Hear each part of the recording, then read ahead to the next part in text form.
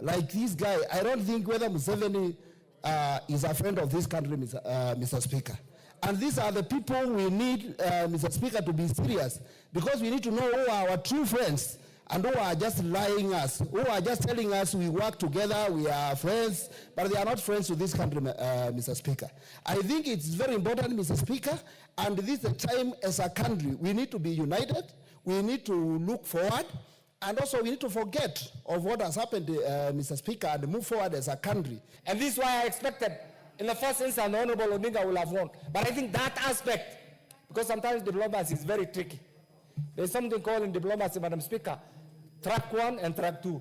In track 1, nations just sit on the table, discuss niceties, but in the evening, they resort to something called track 2. Track 2 is something called ice diplomacy. You discuss it under the table, and that is what determines how you relate to the nations and other nations. Madam Speaker, this is one more minute. This is a defining moment. We have learned it. We have learned it.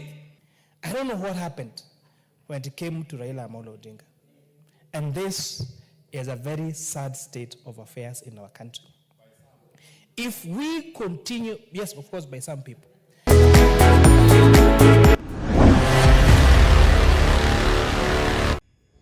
Hello guys, how are you doing? Welcome again to the Sharpener Show. So guys, I want to take you straight away to Kenya Parliament. See what's happening. Discussion is being made about Raila losing AUC chairmanship. Now it's burning, it's hot. They are looking at the people who are pretending to be friends. Let's get into this video. Let's see what's happening. So guys, don't forget to subscribe to our YouTube channel, give us a comment. Let us know what is your views about Raila losing AUC chairmanship. Let's get into the video. Don't forget to subscribe guys and give us your comment on the comment section. Cheers. Madam Speaker, whenever we ask for something, we're asking for it or contesting for those things as Kenyans. The candidature was Kenya. It was not Raila Odinga. Raila Odinga is secondary. And now Kenya lost and Djibouti won. We ran for the Security Council one time against Djibouti and won. And Djibouti lost that time. So losing and winning is neither here nor there. We had loved to win, but if our brothers in the other end won, we will congratulate them, give them a good handshake, and tell them next time. But for the future, from here going forward, there is need for this country to be united. The President and the Prime Minister, my advice, my implosion, my pleading to them, please unite this country. Keep on the good work that you're doing right now. His Excellency the President, to work with the Honorable Odinga in determining and working out 2027 and 2032 in the future, so that at one time the Odingas also get an opportunity in the history of this country. Madam Speaker, however, there are certain things that we need to go back and determine. We need to recalibrate our foreign policy and fill the pitfalls, because literally we have assisted many African countries in the Horn of Africa, in the East Africa. Kenya is the only country that has not gone through militarism.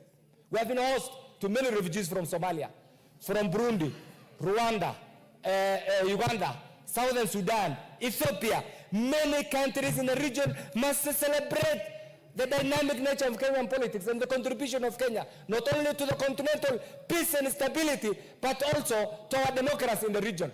And this is why I expected, in the first instance, the Honorable Odinga will have won. But I think that aspect, because sometimes diplomacy is very tricky. There's something called in diplomacy, Madam Speaker, track 1 and track 2. In track 1, nations just sit on the table, discuss niceties, but in the evening, they resort to something called track 2. Track 2 is something called ice diplomacy. You discuss it under the table, and that is what determines how you relate to the nations and other nations. Madam Speaker, this is one more minute. This is a defining moment. We have learned it. We have learned it. I want to ask the managers of our foreign policy to go back to the drawing board and determine those genuine friends of the Republic of Kenya and chart out with them an avenue, a path that will not only take care of their economic, political well-being, but will also safeguard our national pride. And this is what will help the people of Kenya. I have seen through this contest how Kenyans believe we can be a divided people. Honorable Speaker, we always have athletics. And I can tell you, even in the midst of the post-election violence in 2008, when Pamela Jelimo was winning, although we were in different seats as Kenyans due to the times and the temptations we were going through at the time, we stood up and embraced. I wanted to request these two great leaders that the enterprise to unite the country, the need to create the Kenyan nation which has eluded us for far too long, is before them to achieve for Kenya. I would be happy, Honorable Speaker, for that day when whichever Kenya it is, as we have been doing with sports, contesting for anything outside of our border, we forget about where we come from, the communities we come from, and we all rally behind them. And so I'm requesting the Right Honorable Raila Odinga and President William Ruto that this AUC contest is something we need to build on and to unite this country and create one prosperous, equitable, fair country in which all of us are proud to be Kenyan. Honorable Speaker, when I returned, I was met by some media people who were asking, now are you going to stop supporting the administration? It is the patriotic duty of all Kenyans to support the government in place. And I wanted to tell those people that I happen to be from the community of Right Honorable Raila Odinga. I can tell you, in the enterprise of building one Kenya, count on Raila to join hands and to continue to the end with President William Ruto. I don't know what happened when it came to Raila Odinga. And this is a very sad state of affairs in our country. If we continue, yes, of course, by some people, and if we continue this trajectory, Honorable Speaker, we're experiencing a toxicity in the country where any success of anyone else apart from you is demonized. We saw the U.S. government cut funding for U.S. aid. It's their own policy, fine, it's their country, it's their taxes, yes. But Honorable Speaker, the number of, I saw Kenyans celebrate that now those guys who are working with U.S. aid are now jobless. How does it benefit you that someone else is jobless and it is not you who is going to get that job anyway? So, Honorable Speaker, I really wish that we had that patriotism back, where one is Kenyan and they are competing in a global space, in a continental place. We leave all our political differences aside, all our ethnicity aside, all our family issues aside, and support that somebody, because that is a Kenyan, and that should be the Kenyan spirit. With that, I support Honorable Speaker. Madam Speaker, I would like to say that the Honorable Raila Odinga, when he was going for this position, he knew that it involved 55 countries of this world. And he knew that it was a very competitive position where he required to give his time, his brain, to stand in the international agenda, tell those people who he is, introduce himself to the world at that level. And I would like to congratulate him for that. And thank God for him, Honorable Speaker.